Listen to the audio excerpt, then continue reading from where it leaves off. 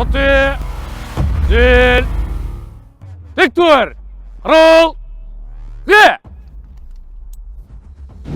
Көз алартқан дұшпанның мысын басып, жарасындағы жаудың жігерін құрметі білектіліктің ғана емес, білектіліктің арқасында келетін жеңіс. Сондықтан еліміздің асқақ туының айбындай түсу қорғанысымыздың қуатты қайнар көзінде, жауынгердің жүрегінде терең білім мен теңдессіз дағдылар да жатыр. Бүгін біз аты затының мазмұнын айқындап тұрған ұлттық қорғаныс университеті туралы айтатын боламыз.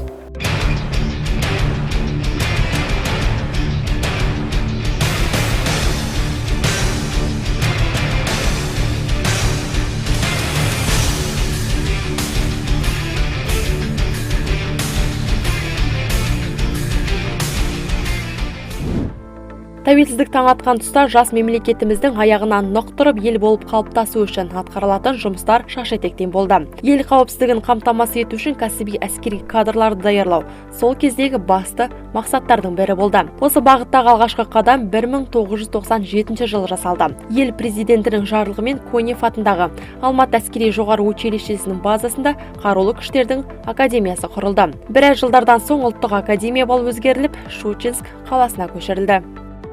2014 жылдан бастап ұлттық қорғаныс университеті Астана қаласында осы жерде дайындалып келе жатыр. Оперативті тактикалық, оперативті стратегиялық деңгейде жоғарғы квалификациядағы мамандар дайындайтын оқу орны болып табылды.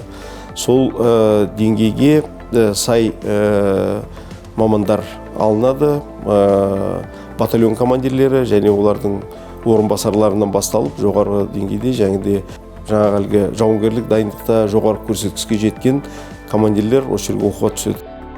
Астана қаласында бой көтерген көз талдырмас әдемі ғимарат ұлттық қорғаныс университеті. Осыдан 10 жыл бұрын әскери саладағы білім алушылар жаңа ғимаратта оқуларын бастады. Қазір мұнда 8 факультет және 29 кафедра бар. Оқу 2 жыл болып табылады. Оператив тактиктікте, оператив стратегиялық деңгейде де 2 жыл оқылады. Қарулы күштеріне және де басқа да құрылымдарға ғылыми мамандар дайындау ретінде докторантура бар. Докторантура қашықтықтан оқу әдісі бар және де күндізгі оқу әдістері бар. Күндізгі оқу әдістері 3 жыл болып саналады.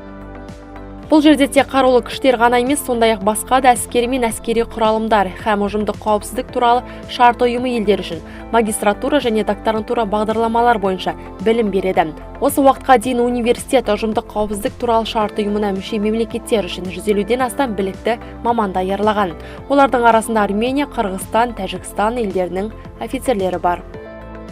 Я поступил здесь с 2023 году. Ұлттық қорғаныс университетіне 2023 жылы оқуға түстім.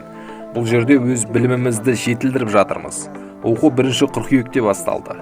Ұрыс жүргізу тактикасы, командалық штабта қалай жұмыс істеу керек, соның барлығын оқытушылар түсіндіріп үйретіп жатыр. Алған білімімізді болашақта ұжымдық қауіпсіздігімізді нығайту үшін пайдаланатын боламыз. Университет қабырғасында көптеген жаңа достар таптық. Болашақта достық қарым-қатынасымыз нығая түсетініне сенімдімін. Кроме того, в стенах университета мы обрели немалую новых друзей. Соңғы жылдар университеттің әскери білім берудегі ауқымы кеңейген. Енді мұнда тек ұжымдық қауіпсіздік туралы шарт ұйымына мүше мемлекеттер ғана емес, сонымен қатар Иран, Оңтүстік Корея, Пәкістан мемлекеттерінің офицерлері Баштаб академиялық факультетінде білім алып шыққан. Ал қазіргі таңда Баштаб академиясында Қытай Халық Республикасы, Франция, Индия елдерінің офицерлері оқуда. Шетелден келген магистранттар мен докторанттар оқу орнында білім алу үшін қазіргі уақытта мемлекеттік тілді меңгеруде. Тіл дайындығы жағынан бізде Турция, Біріккен Араб Әмірліктерінен офицерлер, Қытай Халық Республикасының офицерлері, үнді офицерлері бар. Биыл жылдан бастап мемлекеттік тілді оқуға жіберіледі биылғы оқу жылында. Әскерде бригаданы өңірлік қолбасшылықтарды басқару үшін офицерлерде оперативті стратегиялық деңгейдегі білімі болуы шарт. Аталған білім орталық Азияда, тек осы оқу орталығында беріледі. Бүгінге дейін еліміздің маңдайалды әскери оқу орнын 10 мыңға жоқ әскери тәмамдапты. Қазіргі таңда университет қабырғасында 1000-ға жоқ магистранттар мен докторанттар білім алуда. Бұл салада жүргендердің көпшілігі бала күнгі арманның айдауы мен жеткіншек шақтағы талабының жетегімен келгендер. Сол көптің бірі аягөз гарнизоны гарнизонда батальон командирі болып қызмет атқарған майор Ринат Сағындықов. Әскери жұмыс барысында батальон командирі лауазымына дейінгі біліммен шектелген. Қазіргі бұл Ұлттық қорғаныс университетінің қабырғасында оперативтік деңгейде білім алумен өзіміздің білімдерімізді шынықтырып жатырмыз. Бұл білімді алып болғаннан кейін бізге әскери салада қызметімізді атқаратын болсақ, бригада командирінің орынбасары және оперативтік штабтардағы лауазымдарға тағайындалуымызға бізге септік болады. Мұнда әскерилер үшін білімнің нәрін тереңнен сусындап, ғылымның небір түрімен айналысуға да көп мүмкіндіктер бар. Мәселен, отандық ұшқышсыз ұшу аппараттарын жетілдіру, ақпараттық және цифрлық технологияны дамытуға атсалысу. Министрліктің мүддесіне, біздің университеттің мүддесіне біз бағдарламалық қамтамасыз етулер мен медиа өнімдер әзірлейміз. Оларды айта кететін болсақ, әскери құрылымдардың штабтарына да жүргізілетін жедел тактикалық есептеулерді автоматтандыру бойынша өнім. 2018 жылы қорғаныс министрінің бұйрығымен Ұлттық қорғаныс университетінің базасында әскери ғылыми взвод құрылды. Ондағы сарбаздар ғылыми зерттеу, тәжірибелік конструкторлық және зерттеу жұмыстарына қатысады. Қорғаныс министрлігінің мүддесі үшін қажетті жобалар, бағдарламалар жасайды. Әскери ғылыми взвод сарбаздары жасаған сондай туындының бірі армия KZ мобильді қосымшасы. Жасанды интеллект элементі бар қосымша әскерге шақырылғандардың ата-аналарына олардың тұрмыс жағдайы, дұрыс тамақтануы мен медициналық тексеруден өтуі туралы өзекті ақпараттарды алуға мүмкіндік береді. Былайша айтқанда ата-аналар балаларының жағдайын нақты уақыт режимде біліп отыра алады. Халықаралық инженер-технологиялық университетін радиотехника, электроника және телекоммуникация мамандығы бойынша бітірген болатын. Сөйтіп, соны бітіріп, аяқтап, өзімнің сол жерде алған теориялық білімімді, сол жерде оқығанымды практика жүзінде осы жерге келіп, практика жүзінде жүзеге асыруға мүмкіндік туды. Бізді жүздеген үміткердің арасынан екі үміткер болып, екі шақыртушы болып таңдап, осы Ұлттық қорғаныс университетіне жіберді бізді. Қазір мен өзіме бекітілген жоба бар.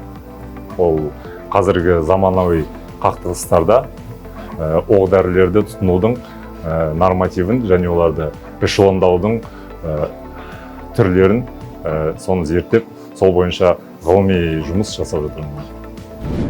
Қарулы күштерінің жоғары бас қолбасшысы Қасым-Жомарт Тоқаев қорғаныс ведомствосы басшысына елдің қорғаныс өнеркәсіптік кешені кәсіпорындармен өзара іс-қимылды жандандыру жөнінде нақты міндеттер қойған болатын.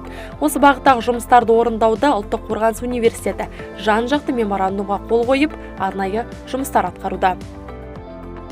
Біраз әскери өнеркәсіп орындарымен меморандумға қол қойдық. Бұл енді бірінші бағытта қазіргі таңда бізде қарулы күштеріне өзіміздің жаңадан қазіргі енгізіліп жатқан ұшақсыз ұшатын аппараттар дайындау, солардан қорғаныс жасайтын құралдар, соларды ойлап табу және құрастыру, өзіміздің қазақстандық өнеркәсіптен шығып жатқан жаңа қару-жарақтарды қолдану, сол жағын қарулы күштеріне енгізу жағында жұмыс жасалынып жатыр.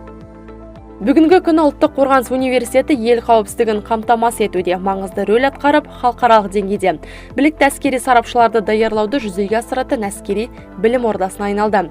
Бұл жерде білім алып шыққан әрбір офицер білім мен дағдыларын ел тыныштығын қамтамасыз етуіне жұмсап, елдің дамуына атсалысатыны сөзсіз.